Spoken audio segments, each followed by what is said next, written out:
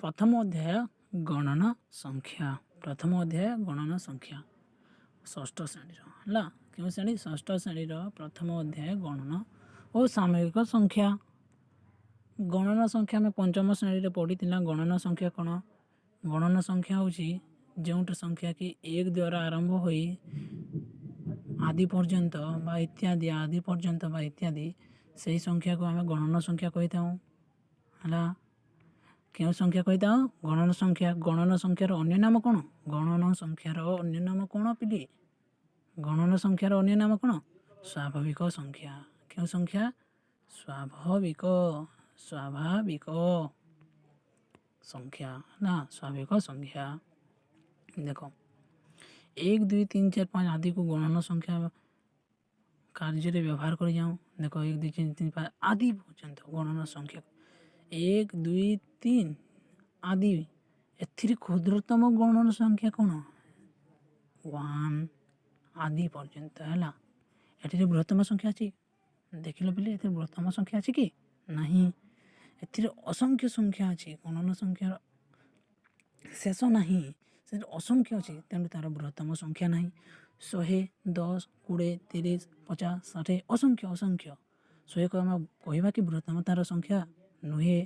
ଯଦି କହିବା 1ରୁ 10 ପର୍ଯ୍ୟନ୍ତ, ଏଥିରେ ବୃହତ୍ତମ ସଂଖ୍ୟା କେଉଁଟା? ଏଥିରେ କହିଲେ 10 ହେଉଛି ବୃହତ୍ତମ ସଂଖ୍ୟା। ଯଦି ବୋଲିବ 1 2 3 4 5 6 7 8 9 10 10 ପର୍ଯ୍ୟନ୍ତ ହେଲା, ସେଥିରେ ବୃହତ୍ତମ ସଂଖ୍ୟା କ'ଣ ବୋଲେ 10 ବୋଲିବା ହେଲା। ଆର୍ କ୍ଷୁଦ୍ରତମ ବୋଲିଲେ 1 ହେଲା। କିନ୍ତୁ ସେମିତି ପଚାରେ ନାହିଁ ହେଲା। ଦେଖ ଯଦି ଆମେ 2ରେ କେତେ ମିଶାଇବା ଯେ 3 ହେବ? 1 ଗୋଟେ ଗଣନା ସଂଖ୍ୟା, 3 ମଧ୍ୟ ଗଣନା ସଂଖ୍ୟା ହେଲା। ସେହିପରି 999ରେ 1 ମିଶାଇଲେ କେତେ ହେବ? 1000 ଗଣନା ସଂଖ୍ୟା ଅଟେ କି ନୁହେଁ? ଅଟେ ହେଲା, ଗଣନା ସଂଖ୍ୟା ଅଟେ। ଦେଖ ପିଲି ଯଦି 10ରୁ -1 କରିଦେବା, 10ରୁ -1 କରିଦେବା ବା ମିଶାଣ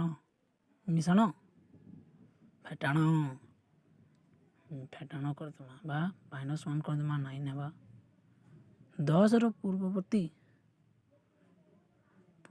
ସଂଖ୍ୟା କ'ଣ? 10ର ପୂର୍ବବର୍ତ୍ତୀ ସଂଖ୍ୟା କ'ଣ? ପୂର୍ବବର୍ତ୍ତୀ ସଂଖ୍ୟା 9। ତାହେଲେ ଆମେ ଯେକୌଣସି ଗଣନା ସଂଖ୍ୟାକୁ -1 ଦ୍ୱାରା ବା 1 ଦ୍ୱାରା ଫେଟାଣ କରିଦେବା, ତାହେଲେ ଆମକୁ ଗଣନା ସଂଖ୍ୟା ମିଳେ। ସେପରି ଏ ଏକ୍ଜାମ୍ପଲ୍ରେ ଦେଖିଲି, ଏ ଏକ୍ଜାମ୍ପଲ୍ରେ କହିଲି ଆଉ ତୁମମାନଙ୍କୁ ଏ ଏକ୍ଜାମ୍ପଲ୍ରେ କହିଲି। ଦେଖ ଯେପରିକି ଆମେ 10କୁ ଦେଖ 10ର ପୂର୍ବବର୍ତ୍ତୀ ଗଣନା ସଂଖ୍ୟା କ'ଣ? 9। 10ରୁ 1 ମାଇନସ୍ କଲେ 9 ମିଳୁଛି କି? ମିଳୁଛି। ତେଣୁ 10ରୁ 1 ଫେଟାଣ କରିଦେବା, ତାହେଲେ 9 ହୁଏ। ତେଣୁ ଗଣନା ସଂଖ୍ୟାକୁ ଦେଖ ସେହିପରି 1 ବ୍ୟତୀତ ଯେକୌଣସି ଗଣନା ସଂଖ୍ୟାକୁ 1 ଫେଡ଼ିଲେ ତା'ର ପୂର୍ବ ଗଣନା ସଂଖ୍ୟା ମିଳେ। କ'ଣ ଛାଣି? 1 ବ୍ୟତୀତ। କାହିଁକି 1 ବ୍ୟତୀତ? 1 - 1 କରିଦେଲେ କ'ଣ ହେଉଛି? 0 ହେଉଛି। 0 କ'ଣ ଗଣନା ସଂଖ୍ୟାଟି ନୁହେଁ। ତେଣୁ 1 ବ୍ୟତୀତ 1କୁ ଛାଣି ଯେକୌଣସି ଗଣନା ସଂଖ୍ୟାକୁ 1 ଦ୍ୱାରା ମାଇନସ୍ କରିଦେବା ବା ଫେଟାଣ କରିଦେବା, ତାହେଲେ ଆମକୁ ଗଣନା ସଂଖ୍ୟା ମିଳେ ହେଲା। ବୁଝିଲ ପିଲେ? ବୁଝିଲ? ସେପରି କ୍ଷୁଦ୍ରତମ ଗଣନା ସଂଖ୍ୟା ହେଉଛି କ'ଣ? 1 ହେଉଛି କ୍ଷୁଦ୍ରତମ ଗଣନା ସଂଖ୍ୟା। ବୃହତ୍ତମ ଅଛି? ନାହିଁ। ବୁଝିଲ? ବୃହତ୍ତମ ଅଛି? ନାହିଁ ହେଲା। ଆଉ ଗଣନା ସଂଖ୍ୟାର ଅନ୍ୟ ନାମ କ'ଣ? ତାକୁ କ'ଣ ବୋଲି କୁହାଯାଏ? ଅନ୍ୟ ସ୍ୱାଭାବିକ ସଂଖ୍ୟା ବୋଲି କୁହାଯାଏ। ବୁଝିଲ ପିଲି? ଦେଖ ପିଲି ଦେଖ 4ଟି ଗାର ଏଇ ଗୋଲରେ ଦେଖ, ଏଇ 2ଟି ଗୋଲ ଅଛି। ଯେଉଁ ଗୋଲରେ ଅଛି, ପ୍ରଥମ ଗୋଲରେ କେତୋଟି ଗାର ଅଛି? 4ଟି ଗାର ଅଛି। ଦ୍ୱିତୀୟ ଗୋଲରେ ଅଛି କି? ତାହେଲେ ଆମେ କ'ଣ ଲେଖିବା କହିଲ ପିଲି? ଏଠି ଲେଖିବା 0 ଲେଖିବା। ବୁଝିଲ? ସେହିପରି ଏଇଠି ଦେଖ କରେ ଅଛି 2 4, ଘରେ ଅଛି 3 0, ଘରେ ଅଛି 5, ଘରେ ଅଛି 60, ନିହରେ ଅଛି କେତେ? 78 ଚରେ 708 ସେପରି ଏକକ ଦଶକ କ'ଣ ତାହା ଏବେ ଚିହ୍ନେଇବା। ଦେଖ ମୁଁ ଗୋଟେ ଏକ୍ଜାମ୍ପଲ୍ ଦେଉଛି 125 ଏଠିରେ ଏକକ ହେଉଛି ଏଇଟା ତୁମେ ଜାଣିଛ 3 ଶ୍ରେଣୀରେ ପଢ଼ିଛ ତୃତୀୟ ବା ଦ୍ୱିତୀୟ ଶ୍ରେଣୀରେ ଯେଉଁ ଅଛି ଏହା ପଢ଼ିଥିବ ଏଇଟା ଦଶକ ଏଇଟା ଶତକ ବୁଝିଲ। ସେହିପରି ଏମିତି ଭାବରେ କରିବ ହେଲା ଏମିତି ଭାବରେ ଏଇଟା ଶୂନ୍ୟସ୍ଥାନ କରିବ। ଦେଖ 0 କିଛି ନାହିଁ ଦେଖ ଆମେ 100 କରିବା 100ରେ ଏକକ ହେଉଛି ଏଇଟା 0 ହେଉଛି ଏକକ ଏଇଟା ହେଉଛି ଦଶକ ଏଇଟା ହେଉଛି ଶତକ ହେଲା ଶତକ ବୁଝିଲ ଯେଉଁଟା ଦଶକ ଏକକ ଶତକ ହେଲା। ଶୂନ କିଛି ନାହିଁ ବା ଶୂନ୍ୟକୁ ବୁଝାଏ ଶୂନ୍ୟ କିଛି ନାହିଁ ବା ଶୂନ୍ୟକୁ ବୁଝାଏ ତାକୁ ସ୍ଥାନ ଧାରକ ବୋଲି କୁହାଯାଏ। କାହାକୁ ଏଇଟା ଇମ୍ପୋର୍ଟାଣ୍ଟ ସ୍ଥାନ ଧାରକ ବୋଲି କାହାକୁ କୁହାଯାଏ 0କୁ ହିଁ ସ୍ଥାନ ଧାରକ ବୋଲି କୁହାଯାଏ କାହିଁକି ନା ସେ ସ୍ଥାନୀୟ ବଦଳାଇଥାଏ। ଦେଖ 0 ସ୍ଥାନ ଧାରକ ଭାବି ଦଶକ ସ୍ଥାନରେ ନ ରହିଲେ ଏକର ସ୍ଥାନୀୟ ମାନ ବଦଳିଥାଏ ସେ ଅନ୍ୟ ଯେଉଁଠି ତା'ର ଅଛି ତା'ର ସ୍ଥାନ ବଦଳାଇଥାଏ ତାହାକୁ କୁହାଯାଏ। ତେଣୁ ପାଇଁ ସେ ସ୍ଥାନ ଧାରକ ବୋଲି କୁହାଯାଏ ବୁଝିଲ। ସ୍ଥାନ ଧାରକ ବୋଲି କାହାକୁ କୁହାଯାଏ ବୋଲିଲେ 0କୁ ହେଲା କାରଣ ତା'ର ମୂଲ୍ୟ ନାହିଁ ବା ଶୂନ୍ୟ ହେଲା ବୁଝିଲ। ଦେଖ ସାମୟିକ ସଂଖ୍ୟା ଆସିଲା ଏବେ ପଡ଼ିବା ସାମରିକ ସଂଖ୍ୟା।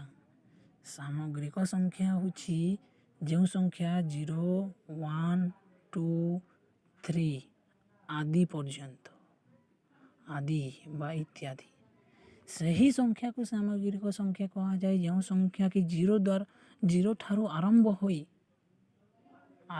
ହୋଇଥାଏ ବା ତା'ର ଶେଷ ନାହିଁ ସେହି ସଂଖ୍ୟାକୁ ସାମରିକ ସଂଖ୍ୟା କୁହାଯାଏ।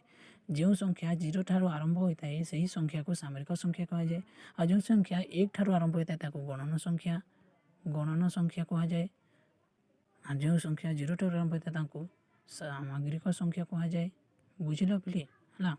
ଏଠି ଲେଖା ହେଇଛି ଦେଖ କି ଲେଖା ହେଇଛି ଯେ 0 ଶେଷ ପ୍ରଥମ କ୍ଷୁଦ୍ରତମ ସାମଗ୍ରିକ ସଂଖ୍ୟା କ'ଣ କହିଲା ପିଲେ ଇହାଦେ ବର୍ତ୍ତମାନ କହିଥିଲି କି ଯେ ଶେଷ ପ୍ରଥମ ତେବେ ପ୍ରଥମ କ୍ଷୁଦ୍ରତମ ସାମରିକ ସଂଖ୍ୟା କ'ଣ କହିଲ 0 ଅଟେ କି?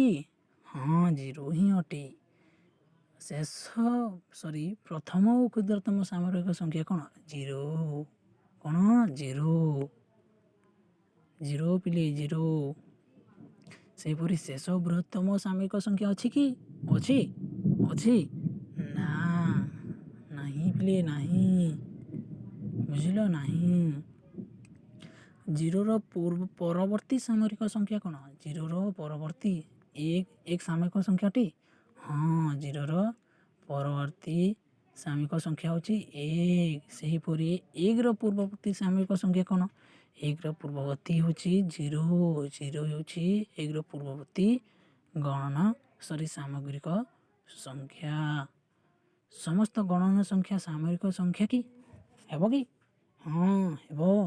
0 ଠାରୁ ଆରମ୍ଭ ହୋଇଛି ପିଲେ 1 2 3 4 ଆଦି ପର୍ଯ୍ୟନ୍ତ ଏହା ହେଉଛି ଗଣନ ସଂଖ୍ୟା 0କୁ ଛାଣିଦେଲେ ତେଣୁ 0ରୁ ଆରମ୍ଭ ହୋଇଥାଏ 0ରୁ ଆରମ୍ଭ ଦେଖ ଏଇଠି ଲେଖା ହେଇଥିବ 0 ସହ ସମସ୍ତ ଗଣନ ସଂଖ୍ୟାକୁ ସାମୟିକ ସଂଖ୍ୟା କୁହାଯାଏ। ସେମିତି ଦେଖ 1 2 3 4 5 6 ଏରା କ'ଣ ଗଣନ ସଂଖ୍ୟା ତା ସହିତ 0 ଲଗା ହେଇଛି ତେଣୁ ତାକୁ ଆମେ ସାମରିକ ସଂଖ୍ୟା କହିଥାଉ। ଏଠିରେ ଗଣନ ସଂଖ୍ୟା ବି ଅଛି ହେଲା ତେଣୁ ଏଠି ହେବ ଦେଖ ସମସ୍ତ ଗଣନ ସଂଖ୍ୟା ସାମୟିକ ସଂଖ୍ୟା ହେବ। ହଁ ହେବ ଭାଇ ହଁ ହେବ ପିଲେ ହଁ ହେବ ହଁ ବୁଝିଲ ହଁ ହେବ।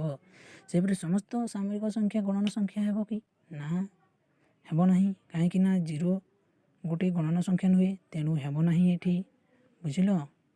ଏଇଟା ସଂଖ୍ୟା ରେଖା ବର୍ତ୍ତମାନ ପଢ଼ିବା ସଂଖ୍ୟା ରେଖା ଦେଖ ଏଇଟା ଦେଖ ଏଇଟା ସଂଖ୍ୟା ରେଖା ହେଲା ସଂଖ୍ୟା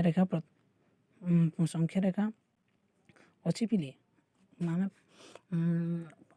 ଅଛି ଆଉ ଯେଉଁ ଏକ୍ସରସାଇଜ୍ ଅଛି ଯେଉଁ ଅଭ୍ୟାସ ଅଛି ଆମେ ତା'ର ବ୍ୟବହାର କରିବା ତେଣୁ ସଂଖ୍ୟା ରେଖାକୁ ଆମେ କରିବା ଏବେ କରିବା ନାହିଁ ଏବେ ଏତେ ଇମ୍ପୋର୍ଟାଣ୍ଟ ନାହିଁ ପିଲେ ଏଇ ଅଭ୍ୟାସଟି ହେଲା ଆମେ ପଛେ କରିବା ଏଇଟା ଥାଉ ପିଲେ ଥାଉ।